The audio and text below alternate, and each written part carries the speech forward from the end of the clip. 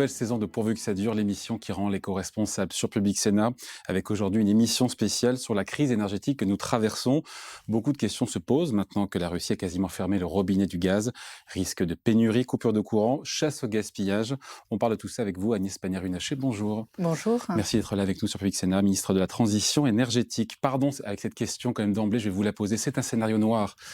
Extrême, mais il est sur toutes les lèvres, si les planètes se désalignent, si la Russie cesse définitivement de nous livrer du gaz, s'il fait très très froid, si l'hiver est rude et rigoureux, si EDF n'arrive pas à redémarrer toutes ces centrales nucléaires, si on ne fait pas les 10% d'économie d'énergie voulus par le gouvernement, les Français, les entreprises, la sphère publique, que se passe-t-il? Y a-t-il ou n'y aura-t-il pas de coupure de courant? D'abord, ce que je veux dire, c'est qu'il n'y a pas de risque de blackout dans le sens qu'on l'entend. C'est-à-dire le blackout, c'est l'électricité qui s'arrête et on ne sait pas la redémarrer parce qu'il y a eu un problème de tension dans le système.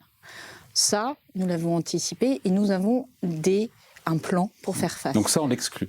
Donc, ce qui est arrivé dans certains pays où tout d'un coup, ça s'arrête de manière non anticipée et on ne sait pas le rétablir, c'est évidemment quelque chose qui ne concerne pas notre pays, ni a priori nos voisins. La deuxième chose que je veux dire, c'est qu'en revanche, la situation est sérieuse. Et je crois que tout le monde l'aura compris. Lorsque vous avez le principal fournisseur de gaz naturel et de carburant qui décide de réduire, s'agissant du gaz, ses approvisionnements, lorsque nous-mêmes, nous nous désengageons de l'approvisionnement de carburant, il faut faire un plan, et nous l'avons fait. Et ce plan doit nous permettre de couvrir au maximum ces fournitures, 40% du gaz, 50% du carburant au niveau européen. Donc pas de blackout total, mais est-ce qu'on peut imaginer des coupures, encore une fois, localisées entre 18h et 20h en cas de pic de froid, si vraiment il faisait moins 10, moins 15 en France, pour soulager, encore une fois, le réseau et éviter le blackout total? Ça, on peut l'imaginer, ça? C'est ça, ce sont des scénarios que les Français connaissent. Vous savez que quand il y a un incendie, une installation qui conduit à avoir un problème sur le réseau, des scénarios de délestage existent. Ce sont des scénarios où, effectivement, pendant 2 heures, certains postes de distribution sont coupés. Mais de manière plus généralisée. Mais ce dont nous parlons aujourd'hui est un plan que nous préparons avec le gouvernement depuis plusieurs mois et qui nous permet de faire face à la crise. Alors, quel est ce plan ? Le premier élément, c'est de faire en sorte de remplacer le gaz russe qui nous manque par autre chose.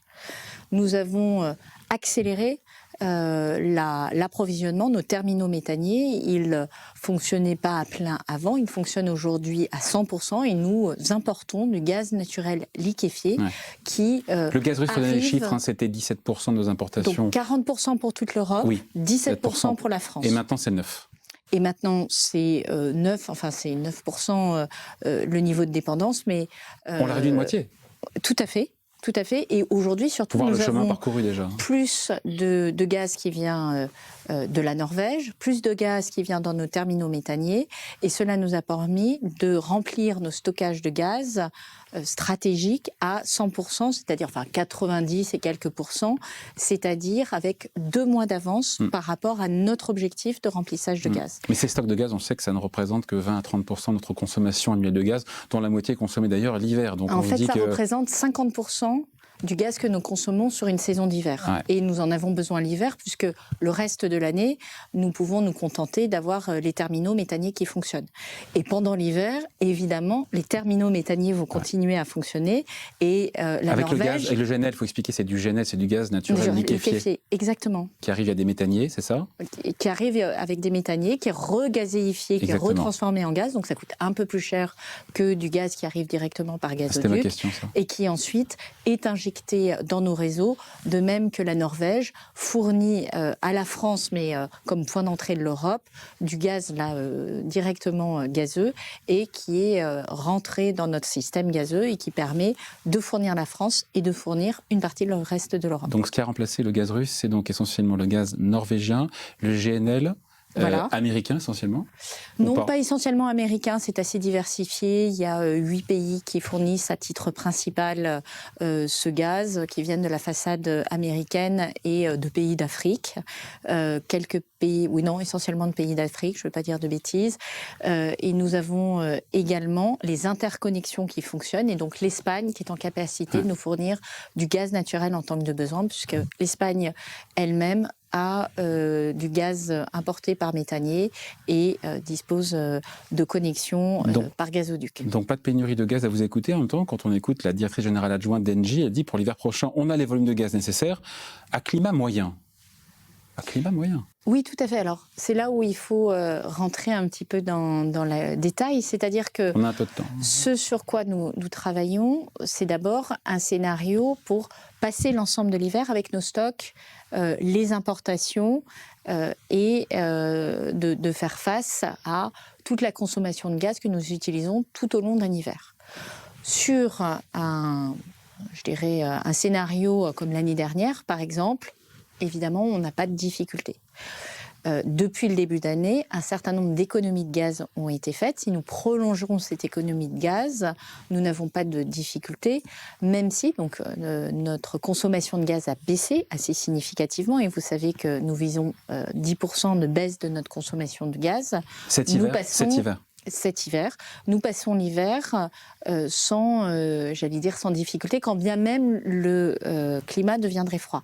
Là où c'est plus compliqué, c'est si nous avons des pics de froid, où il faudra effectivement, dans ce cas, faire des efforts complémentaires, parce qu'un pic de froid, c'est pas juste réinjecter un peu de gaz tous les jours par nos méthaniers et par nos stockages de gaz, mais c'est une mobilisation de consommation. Et par rapport à ça, nous avons préparé un plan, donc pas seulement sur l'approvisionnement en électricité et en gaz, puisque je vous ai parlé d'approvisionnement en gaz. L'approvisionnement en électricité, c'est les interconnexions que nous avons avec l'Allemagne, avec l'Espagne, avec la Belgique, avec le Royaume-Uni, qui nous fournissent de l'électricité. On leur vend du gaz, ils nous fournissent de l'électricité. Exactement. Et alors, on vend du gaz à l'Allemagne, mais ils nous fournissent de l'électricité. Oui. Les autres pays n'ont pas besoin de nous en moyenne pour le gaz. Et cette électricité nous permet de venir en appui. Dans une saison normale, on importe une vingtaine de jours de l'électricité depuis les pays européens. Agnès Pannier-Runacher, à l'approche de l'hiver, vous avez plus d'inquiétude pour le réseau électrique ou pour notre approvisionnement en gaz, ou est-ce que vous êtes totalement sereine ? En fait, l'électricité et le gaz sont liés. C'est-à-dire que le gaz que nous envoyons en Allemagne leur permet de produire l'électricité qu'ils nous renvoient. Ouais. Et donc, il faut bien connecter ces deux enjeux et ne pas imaginer que l'un est indépendant de l'autre. Ce qui est clair aujourd'hui, c'est que nous avons tous les leviers activés pour faire face à un problème de gaz, et que s'agissant de l'électricité, nous savons d'expérience que les derniers hivers, nous avons pu compter sur la production d'électricité de nos voisins, et que du coup, il est important qu'ils puissent eux-mêmes avoir le gaz qui leur permette de nous fournir l'électricité et d'exporter l'électricité vers nous. Alors, ce qu'il faut rappeler, c'est qu'on a 24 de nos 56 réacteurs nucléaires qui sont en service, 32 sont à l'arrêt pour des causes de maintenance ou des problèmes de corrosion. Est-ce que vous avez, ou pas d'ailleurs, la garantie qu'EDF sera en mesure de redémarrer suffisamment de réacteurs pour passer l'hiver? Parce que beaucoup d'experts nous disent non, il y aura au moins une dizaine de réacteurs qui seront à l'arrêt cet hiver, alors qu'EDF s'est engagé à les redémarrer. Quelle visibilité vous avez là-dessus? Alors, cette visibilité, elle est partagée, accessible à tous. Elle figure notamment sur le site de RTE, c'est-à-dire que légalement, tout producteur d'électricité doit communiquer quand est-ce qu'ils arrêtent et quand est-ce qu'ils redémarrent une infrastructure de production. Et donc, cette information est disponible et elle correspond à la meilleure connaissance de l'opérateur. Et EDF, effectivement, a donné cette information et indique que les réacteurs qui sont aujourd'hui arrêtés ont vocation à être redémarrés d'ici la fin de l'hiver. Après, pour les Français, c'est vrai qu'on se dit on a 32 de nos réacteurs qui tombent en carafe, pardon de le dire comme ça, au plus mauvais moment. Et là, on se dit mais quelle part de responsabilité à la fois pour le président d'EDF, qui est un président sortant, mais aussi pour le pouvoir en place depuis 2017 ? Alors, C'est pour ça que je voulais revenir sur la notion de maintenance, c'est que c'est pas 32 réacteurs qui sont en carafe aujourd'hui, c'est 32 réacteurs qui passent leur contrôle technique, pour le dire avec des mots approchants. Et donc vous savez, quand vous passez votre contrôle technique, quand vous avez fait le bon nombre de kilomètres, il faut passer au contrôle technique, et les contrôles techniques ont été positionnés aux bornes de l'hiver, justement pour avoir le maximum de réacteurs qui tournent cet hiver. Donc c'est pour ça que nous sommes en fin d'été, on a un maximum de réacteurs qui sont arrêtés pour pouvoir mieux redémarrer cet hiver. Et en fin d'hiver, on va avoir des réacteurs qui, séquentiellement, les uns derrière les autres, vont s'arrêter pour passer les maintenances qu'ils ont à passer. Donc vous êtes assez sereine là aussi là-dessus sur ce... C'est un processus qui est complexe, qui est industriel, qui, je dirais, correspond à un véritable savoir-faire dont dispose EDF. Donc il n'y a pas de mauvaise surprise à attendre de ce point de vue-là. Et donc, de ce point de vue-là, je dirais que c'est la qualité opérationnelle d'EDF. C'est aussi, comme toujours, vous pouvez avoir des aléas sur une réparation. Vous pouvez soit aller plus vite, soit aller moins vite. Ça, c'est un classique. Et ce que doit nous dire EDF, c'est à chaque fois, quand ils ont l'information, de bien ajuster ce calendrier pour qu'on ait le maximum de prévisibilité sur la saison. Ce qui est particulier, c'est d'avoir 12 réacteurs qui ont des traces de corrosion. Ouais. Ça, c'est quelque chose qui est nouveau. Ça ne rentre pas dans la maintenance habituelle. C'est un phénomène qui n'a pas été repéré sur d'autres installations nucléaires dans le monde. EDF a préparé un protocole de réparation. Alors, en soi, ce n'est pas inquiétant puisque le protocole de réparation enlève les pièces qui ont ces traces de corrosion et remplace par des pièces nouvelles. Donc, il n'y a pas de problème de sécurité. Si l'hiver est plus rude que prévu, est-ce que vous pourriez redémarrer ou rouvrir une ou deux centrales à charbon si vraiment c'était nécessaire ? On s'en est donné les moyens, ça fait partie du plan. Dans le plan pas très écolo, mais bon, nous avons en fait depuis le mois de février travaillé à ces différents leviers. Les stockages de gaz, c'est une décision que nous avons portée aussi au niveau européen. Nous étions le seul pays à avoir des stockages de gaz stratégiques depuis 2018. C'était une décision du président de la République. Nous avons obtenu que l'ensemble des pays européens aient des stockages de gaz. Ça date de mai. Nous avons passé une loi en juillet pour permettre d'avoir la capacité à prolonger une centrale à charbon qui devait fermer cette année, qui sera prolongée d'une année, qui est la centrale de Saint-Avold. La centrale de Cordemais, elle, ne devait pas fermer, mais nous l'autorisons à exploiter éventuellement, c'est évidemment en cas de besoin, à exploiter plus longuement, un plus grand nombre d'heures, à être exploité un plus grand nombre d'heures. Nous avons également prévu un projet additionnel de terminal méthanier flottant au Havre et nous avons facilité les autorisations. Donc celui-ci sera prêt en septembre 2023 puisque il faut penser à l'hiver prochain, l'hiver 23-24.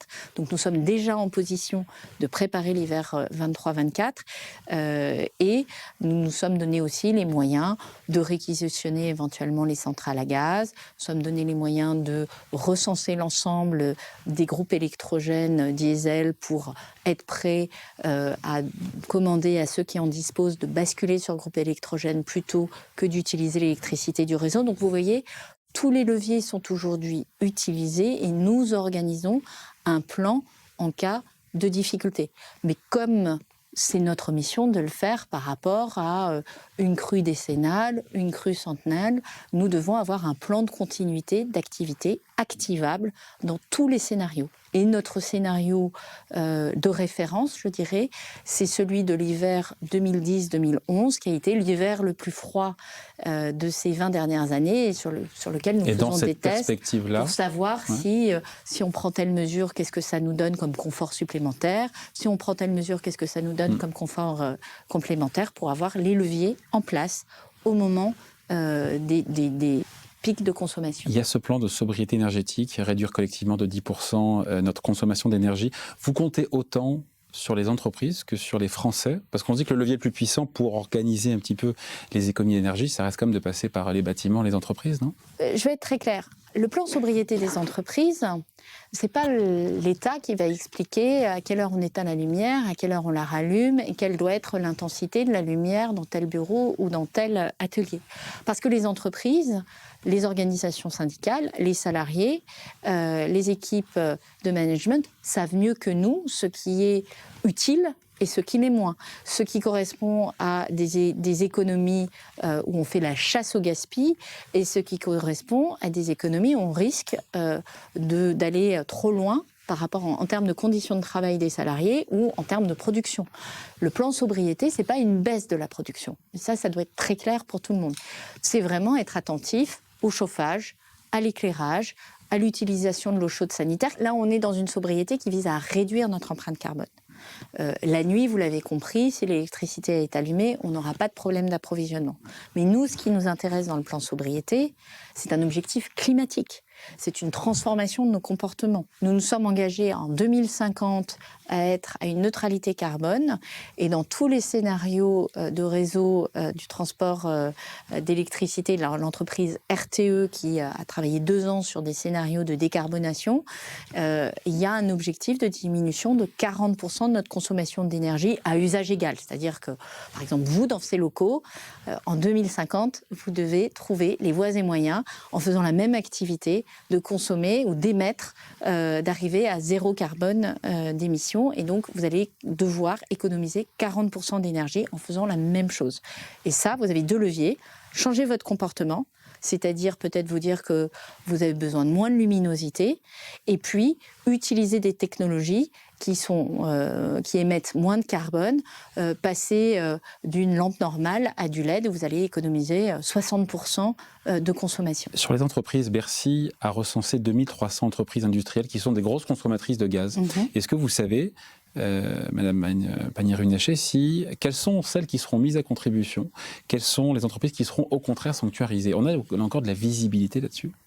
Alors, ça, c'est un travail que nous menons avec l'ensemble des filières. J'ai réuni avec Roland Lescure en juillet dernier l'ensemble des filières pour leur présenter la situation, c'est-à-dire à la fois la sobriété, pourquoi c'est utile, pourquoi ça contribue à notre objectif de décarbonation et c'est incontournable, mais pourquoi ça peut être aussi un levier très utile et organisé pour faire face à l'hiver.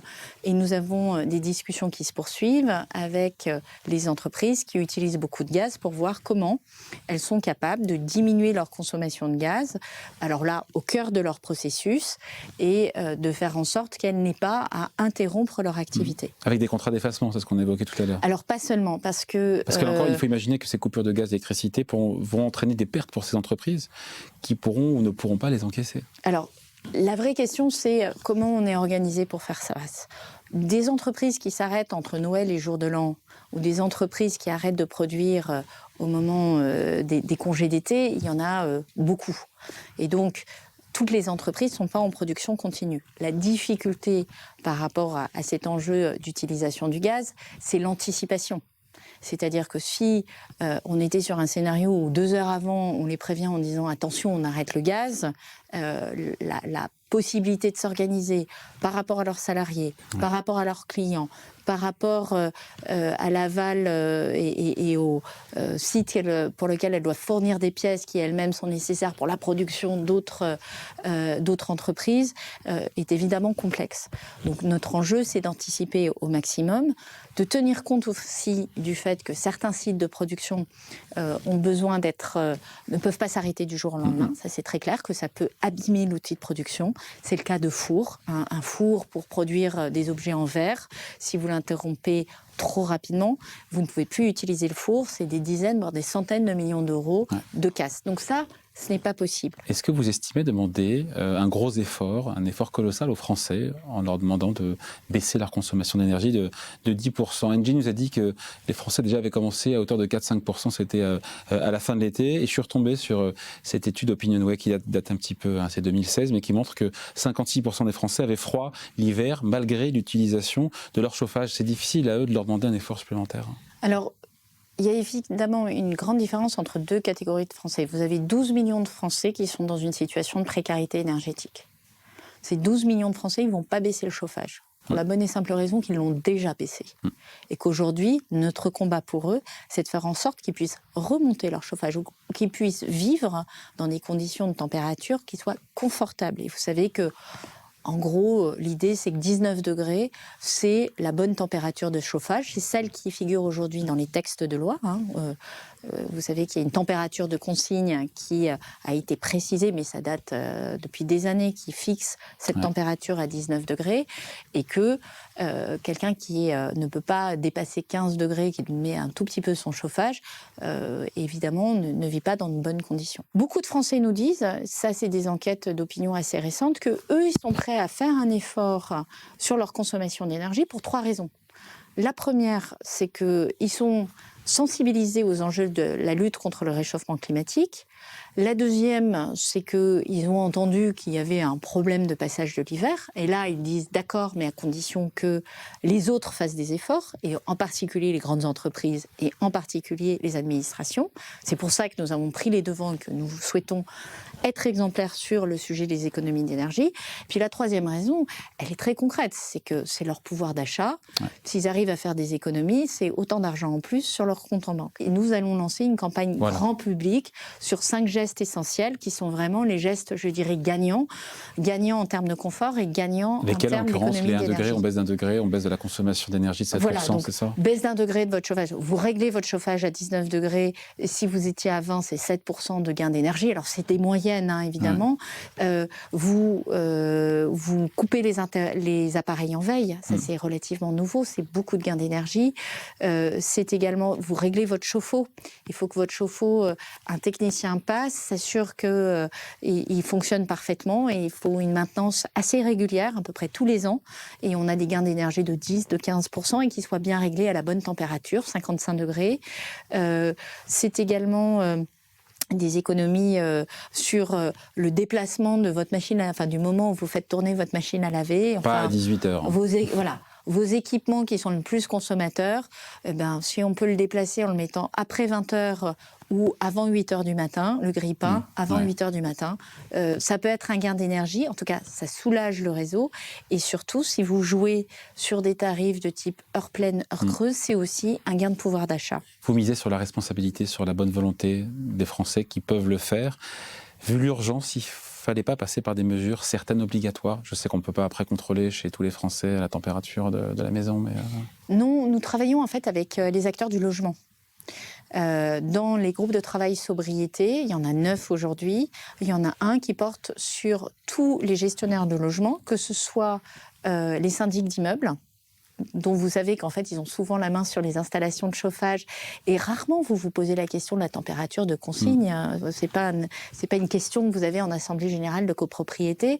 En règle générale, ce qui se passe, c'est que la personne qui gère le chauffage de votre immeuble le règle, puis quelqu'un dans l'immeuble appelle en disant « Ah, j'ai un peu froid, est-ce qu'on pourrait augmenter le chauffage ?» Mais cette discussion, elle n'a rarement lieu entre les personnes qui occupent le logement, que ce soit l'immeuble, que ce soit des locataires ou que ce soit des propriétaires.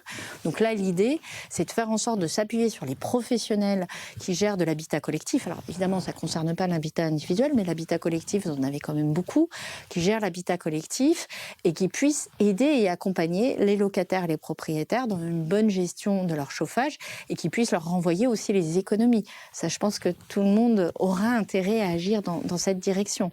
Nous travaillons aussi sur des coups de pouce qui permettent, qui rendent intéressant le fait d'installer un thermostat intelligent chez soi, qui rendent intéressant le fait d'avoir une gestion technique des bâtiments, c'est-à-dire pilotée à distance, et pas de devoir faire passer un technicien à chaque fois que vous modifiez le chauffage ou l'eau chaude sanitaire. C'est tous ces éléments-là qui sont sur le papier des toutes petites décisions, mais qui peuvent faire une grande différence. Encore une fois, on mesure aujourd'hui que vous avez beaucoup de chauffages collectifs qui sont plutôt positionnés à 21 degrés aujourd'hui.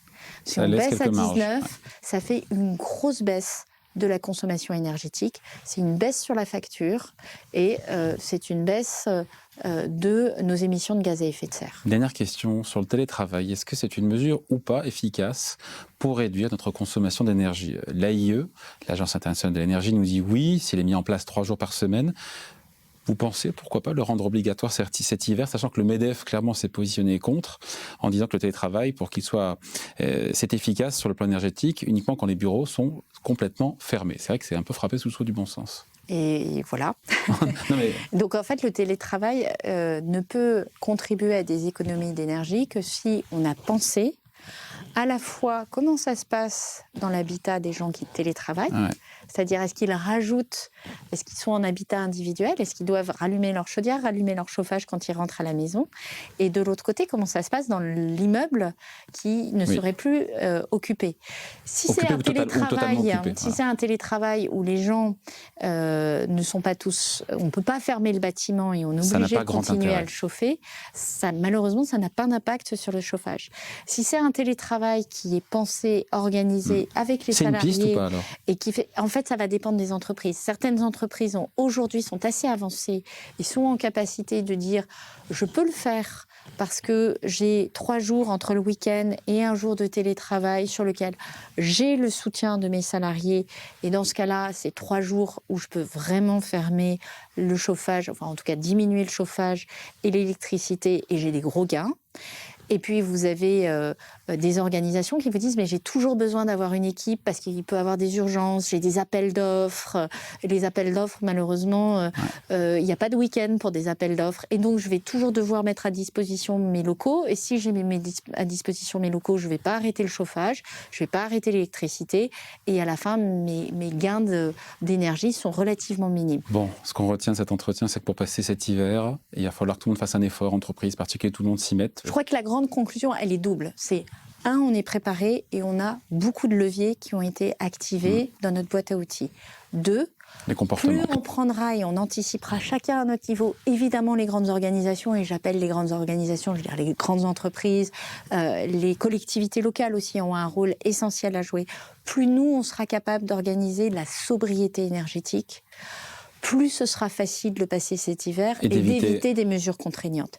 Et c'est vraiment notre objectif. En dernier recours. Voilà, c'est vraiment notre objectif avec la Première ministre et le Président de la République, c'est de compter sur le fait que chacun à notre niveau, on a quelque chose, enfin, on a les leviers pour diminuer notre consommation d'énergie. Encore une fois, ça ne concerne pas les plus précaires. Les plus précaires, notre enjeu, c'est au contraire de les sortir de leur passoire thermique et de faire en sorte qu'enfin, ils trouvent du confort dans leur maison. Et mieux on sera armé si on fait cette sobriété énergétique pour passer l'hiver prochain. Allez, merci de passer nous voir, Madame Agnès Pannier-Runacher. Merci beaucoup, ministre de la Transition énergétique. Merci à vous. Et puis PQCD, voilà, l'émission qui rend l'éco-responsable, c'est fini pour aujourd'hui. Émission magazine à voir ou revoir sur Public Sénat. Le replay, je vous le rappelle, c'est publicsénat.fr. Rendez-vous dans 2 semaines.